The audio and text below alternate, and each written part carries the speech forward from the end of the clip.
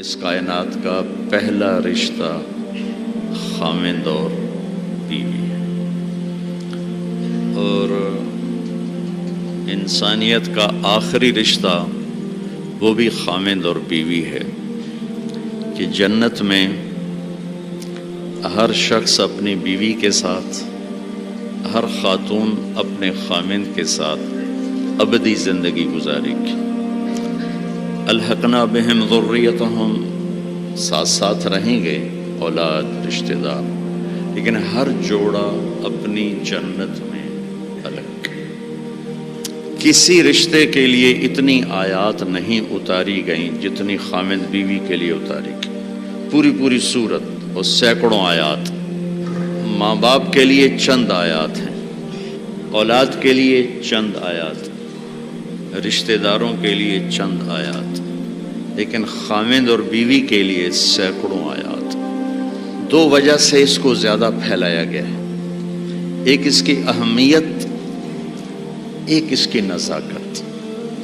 اہمیت یہ ہے کہ یہ بنیاد ہے، یہ اگر ہل گئی تو سارا معاشرہ ہل جائے گا، اور نزاکت اس لیے ہے کہ کوئی رشتہ ٹوٹتا نہیں، ماں بیٹے کا، ماں بیٹی کا، باپ بیٹے کا، بھائی بھائی کا، بہن بھائی کا رشتہ ٹوٹتا نہیں، خاوند بیوی کا رشتہ ایک بول پہ ٹوٹ جاتا۔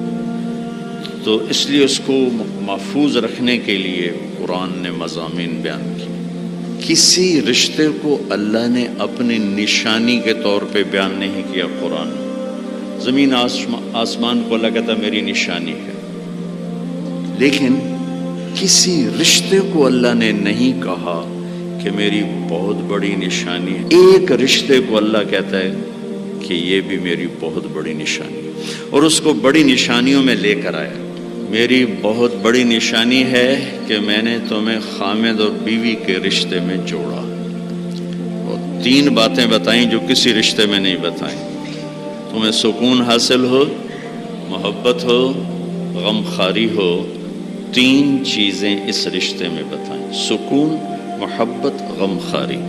تو بھائیو میرے عزیزو، ایک تو میں یہ آپ کے سامنے لانے کی کوشش کی کہ یہ رشتہ بہت اہم ہے، سب سے بڑا رشتہ، سب سے بڑا رشتہ۔ زندگی کیسے گزارنی ہے؟ لفظ نکاح میں پیغام موجود ہے۔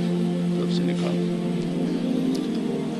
عربی ایسی زبان ہے جہاں ہر لفظ جہاں لگایا گیا ہے وہاں پورا پیغام لے کر آتا ہے، پورا پیغام۔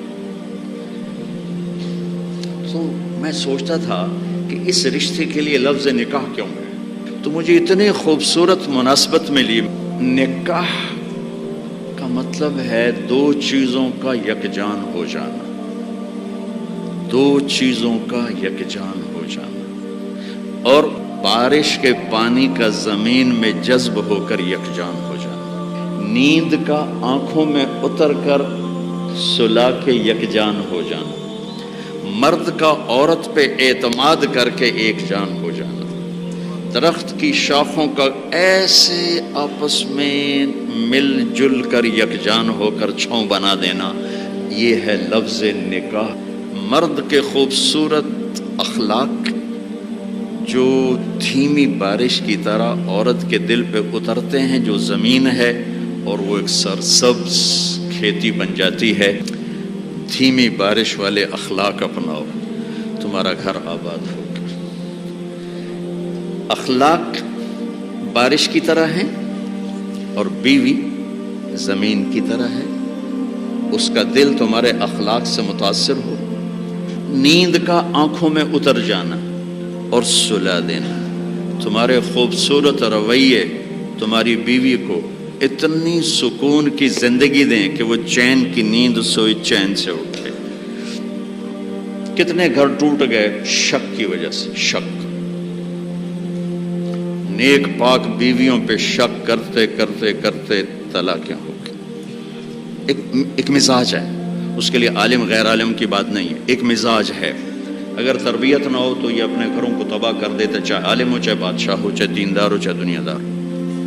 بیوی کے فون چیک کیے جا رہے، کتنے فون کیتا ہے، کتوں فون آیا، کتوں میسج کیتا ہے، کتوں میسج آیا۔ یہ ایسے الو ہیں کہ اپنا گھر تباہ کر کے بیٹھ جاتے ہیں۔ اعتماد کرنا، اعتماد دینا۔ اور چوتھا مطلب ہے شاخوں کا جڑ کے چھاؤں بنا دینا، جس کے نیچے نسل پروان چڑھتی۔ خاوند بیوی کے خوبصورت رویے اور اخلاق جو یوں مل کر ایک چھاؤں بناتے ہیں اور اس چھاؤں میں اگلی نسل پروان چڑھتی۔